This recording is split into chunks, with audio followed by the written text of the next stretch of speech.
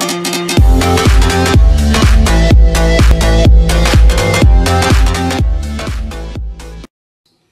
Morning everyone, welcome to our YouTube channel excellence future classes. तो जैसा कि हम चैप्टर पढ़ रहे थे पार्ट्स ऑफ सेंटेंस यानी वाक्य के प्रकार।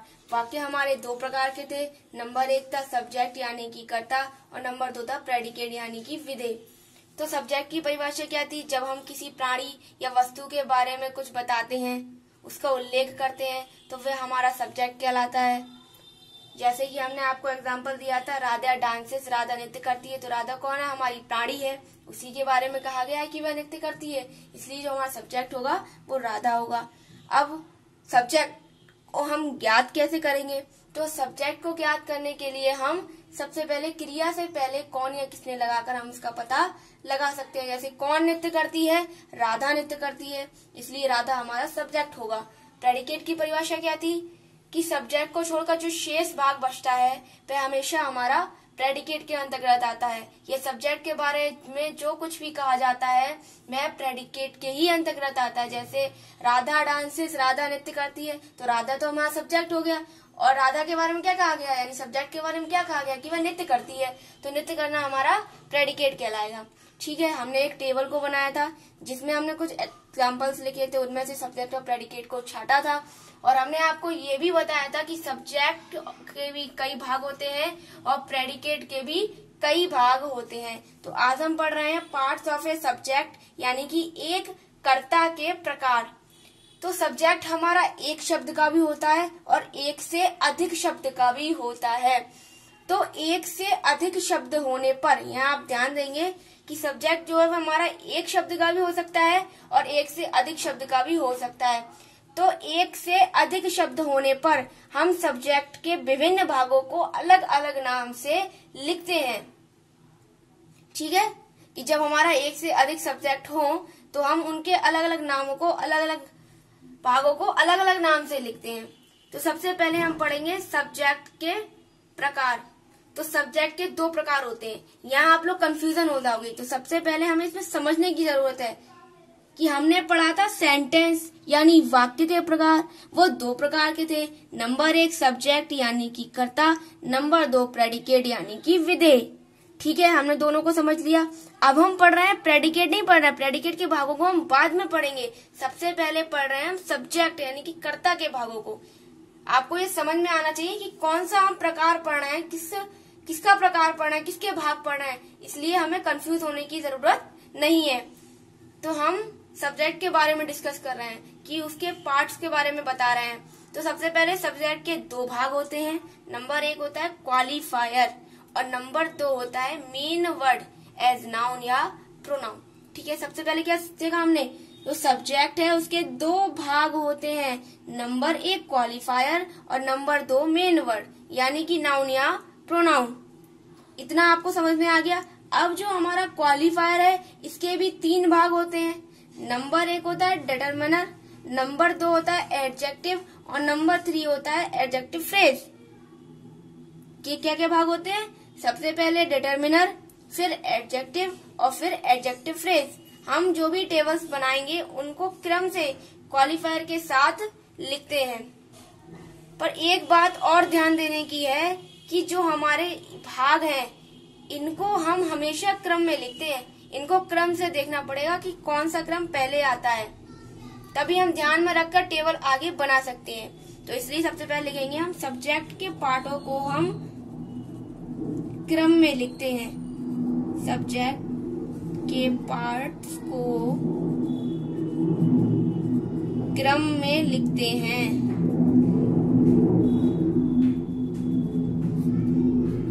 सब्जेक्ट के पार्ट्स को हम क्रम, तो सबसे पहले कौन सा क्रम आएगा हमारा? Determiner, determiner.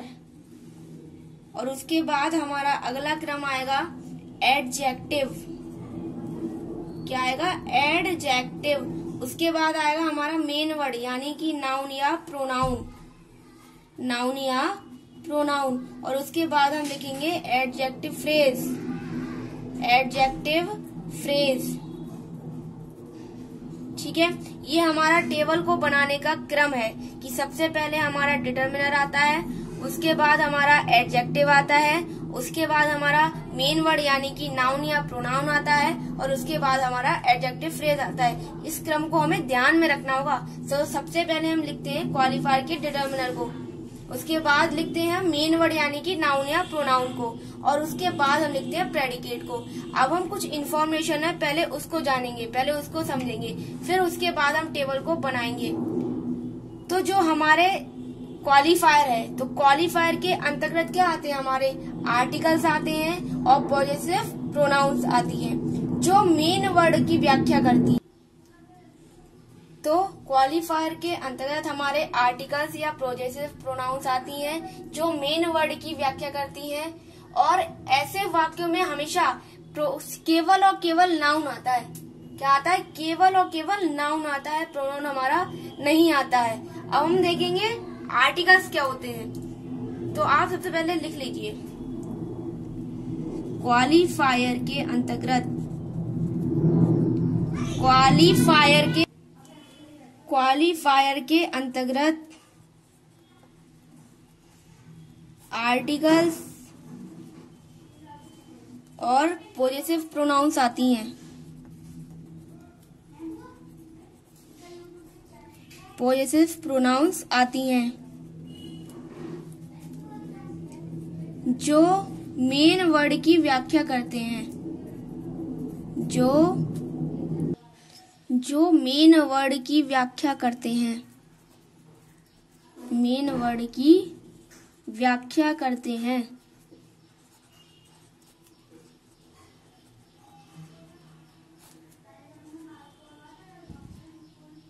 व्याख्या करते हैं, और ऐसे वाक्यों में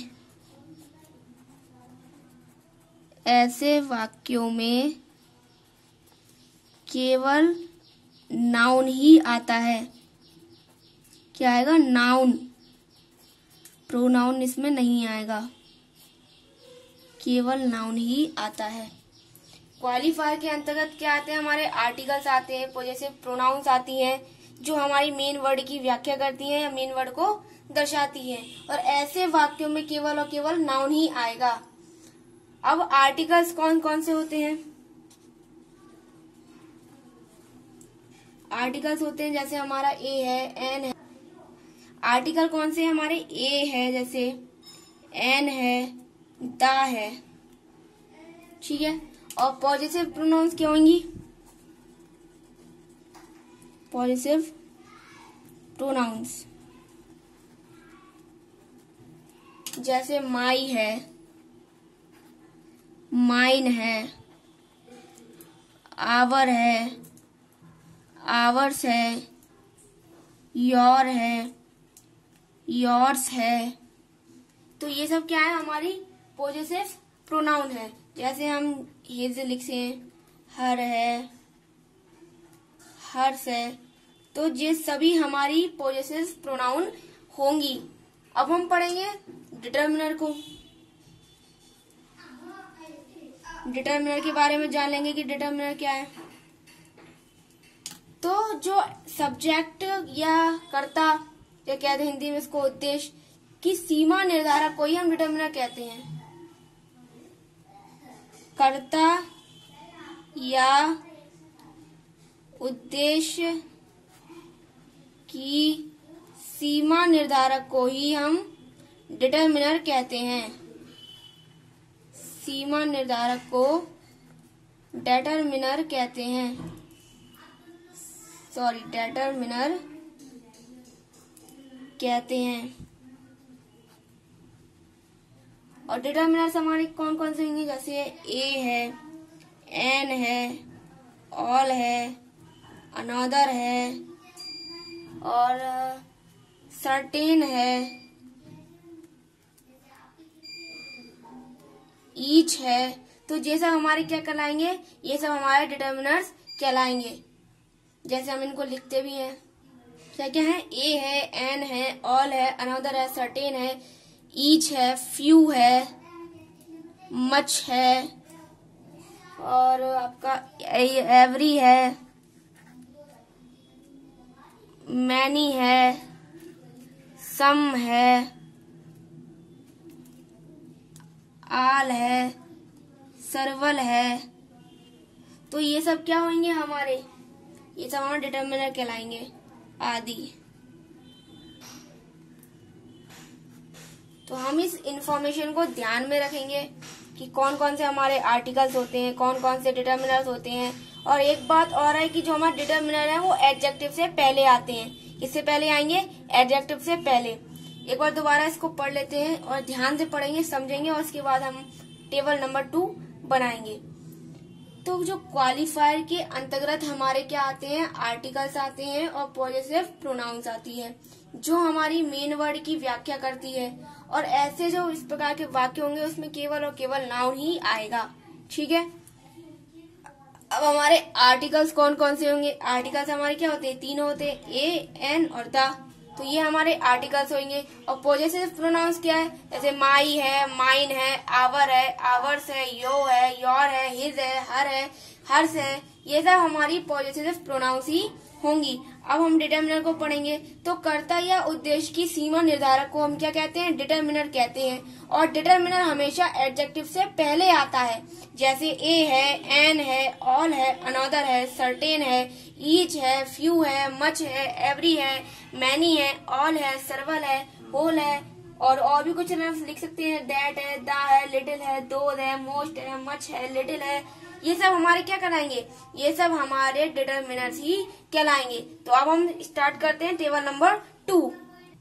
तो टेबल 2 हमने बनाई।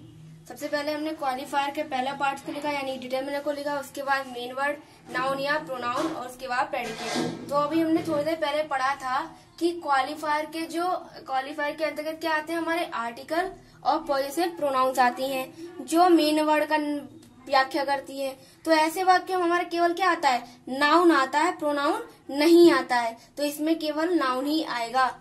तो ये हमने एग्जांपल्स को लिखा है। तो अब हम इनमें से डिटर्मिनर को छाटेंगे, मेन वर्ड को छाटेंगे और प्रेडिकेट को छाटेंगे। तो सबसे पहला एग्जांपल है a horse runs, a horse runs, एक घोड़ा दौड़ता है। तो एक घोड़ा दौड़ता है, तो ये क्या है? हमारा डिटर्मिनर। हमने पढ़े थे डिटर्मिनर्स कौन कौन थे? ए, एन है, ऑल है, फ्यू है, सम है। तो ये सब हमारे क्या है? डिटर्मिनर्स है। तो ए हमारा क्या है? डिटर्मिनर। तो ए हम लिखेंगे डिटर्मिनर वाले कॉलम में, सॉरी। अब है मेन वर्ड, नाउन। तो नाउन क्या है? हॉर्स, घोड़ा हमारा नाउन है, इसलिए ये हॉर्स हमारा मेन वर्ड में आ जाएगा। तो यहाँ आएगा मेन वर्ड में हॉर्स, ए हॉर्स। अब बचा प्रेडिकेट। तो सब्जेक्ट को छोड़कर जो हमारा शेष भाग है वो प्रेडिकेट में चला जाता है, या सब्जेक्ट के बारे में जो कुछ भी कहा जाता है वह प्रेडिकेट में आ जाता है। तो ए हॉर्स, एक घोड़ा है, इसके बारे में कहा गया है कि दौड़ता है, तो रन्स हमारा किसमें चला जाएगा? प्रेडिकेट में। तो यहाँ आ जाएगा रन्स। ठीक है, ये हमारा पूरा एक सेंटेंस कंप्लीट हो गया। ए हॉर्स रन्स, एक घोड़ा दौड़ता है। अगला क्या है? द फिश स्विम्स, मछली तैरती है। तो द हमारी क्या है? ये डिटर्मिनर है। जब भी हमें डिटर्मिनर की पहचान करनी हो तो हमें उन डिटर्मिनर्स को याद करना होगा। पहले हमने आपको बताया कि आर्टिकल्स क्या क्या होते हैं? ए, एन, द, ये हमारे आर्टिकल्स होते हैं। पॉजेसिव प्रोनाउंस होती हैं, जैसे कि माई है, माइन है, आवर है, आवर्स है, हर है, हर्स है, यू है, योर्स है। तो ये सब हमारे पॉजेसिव प्रोनाउंस है। और डिटर्मिनर्स कौन से? जैसे ए है, एन है, आल है, अनदर है, एनी है, बोथ है, सर्टेन है, इच है, इनफ है, एवरी है, फ्यू है, लास्ट है, लिटिल है। ये सारे के सारे जो और भी वर्ड है हमारे, जो हमने आपको पीछे लिखे हैं, उसको आप देख लीजिए कि कौन कौन से हमारे डिटर्मिनर्स हैं।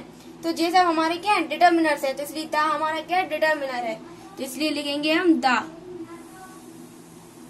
ठीक है। अब फिश क्या है? नाउन है हमारी। मेन वर्ड क्या है? नाउन। मछली कौन तैरती है? मछली तैरती है, इसलिए फिश हमारी मेन वर्ड है। अब सब्जेक्ट को छोड़कर शेष भाग क्या रह गया हमारा? स्विम्स, यानी कि तैरती है। तो स्विम्स हमारा कहाँ चला जाएगा? प्रेडिकेट में। तो यहाँ लिखेंगे हम स्विम्स। बन गया पूरा हमारा एक सेंटेंस। द फिश स्विम्स, मछली तैरती है। तो द हमारा क्या है? डिटर्मिनर है। फिश हमारी मेन वर्ड यानी कि नाउन, तो ये हमारा मेन वर्ड वाले कॉलम में आ जाएगा। फिर बचा हमारा प्रेडिकेट, तो वो हमारा स्विम्स है। अगला है सम बॉयज आर प्लेइंग, कुछ लड़के खेल रहे हैं। तो कुछ लड़के, ये तो हमारा सब्जेक्ट है, और आर प्लेइंग हमारा प्रेडिकेट है, यानी कि क्रिया के बाद से, यानी क्रिया के पहले जो भी होता है वो हमारा सब्जेक्ट होता है और क्रिया के बाद जो होता है वो हमारा प्रेडिकेट ही कहलाता है। तो इसलिए सम क्या है, डिटरमिनर है। तो ये तो हमें याद रखने होंगे कि कौन कौन सी जो वर्ड हैं वो डिटरमिनर हैं। तो बॉयज है जो हमारा नाउन है, लड़के, तो इसलिए सम बॉयज ये आ जाएगा मेन वर्ड में। अब बचा सब्जेक्ट को छोड़कर शेष भाग, यानी कि आर प्लेइंग, ये कहाँ चला जाएगा, प्रेडिकेट में, तो इसलिए यहाँ आ जाएगा आर प्लेइंग। ठीक है, अगला एग्जांपल क्या है, हिज सिस्टर वेंट अवे, उसकी बहन चली गई। तो हिज क्या है, ये भी हमारा डिटरमिनर है। क्या है, डिटरमिनर, पॉजेसिव प्रोनाउन है ये, तो ये हमारी इधर डिटरमिनर में आ जाएगी। सिस्टर ये हमारा मेन वर्ड है, इसलिए सिस्टर हमारा यहाँ आ जाएगा। और शेष भाग बचा वेंट अवे, चली गई, तो सब्जेक्ट के बारे में कहा गया है कि उसकी बहन चली गई, तो ये क्या, वेंट अवे हमारा आ जाएगा प्रेडिकेट, वेंट अवे। अगला एग्जांपल है माई ब्रदर इज टीचर, मेरा भाई अध्यापक है। तो माई क्या है, पॉजेसिव प्रोनाउन है, यानी कि वो भी डिटरमिनर में आएगी। ब्रदर मेन वर्ड है, ये मेन वर्ड वाले कॉलम में आ जाएगा ब्रदर। शेष भाग क्या बचा, सब्जेक्ट के बारे में कहा गया है कि एक अध्यापक है, तो इस टीचर हमारा प्रेडिकेट कहलाएगा।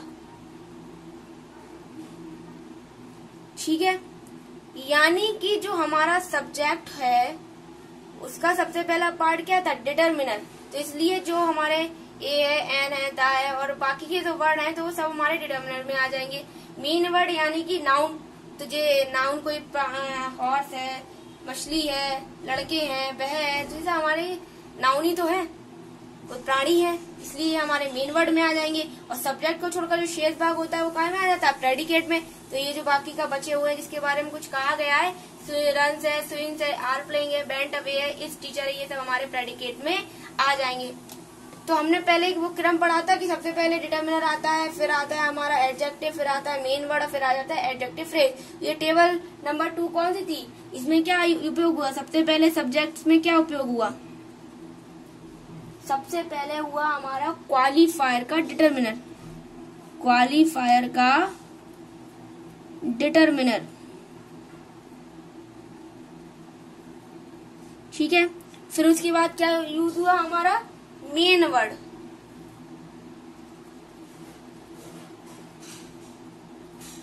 और फिर क्या हुआ हमारा प्रेडिकेट। अब जब हम अगली टेबल बनाएंगे टेबल नंबर 3, तो उसमें सबसे पहले सब्जेक्ट का क्या उपयोग होगा, क्वालिफायर, डिटरमिनर, और उसके बाद उसकी संख्या लग जाएगा अगला पार्ट यानी कि एडजेक्टिव, उसके बाद मेन वर्ड और उसके बाद प्रेडिकेट। तो हम टेबल नंबर 3 अगली वीडियो में बनाएंगे। तो I hope you understand parts of a subject table number 2। Thank you.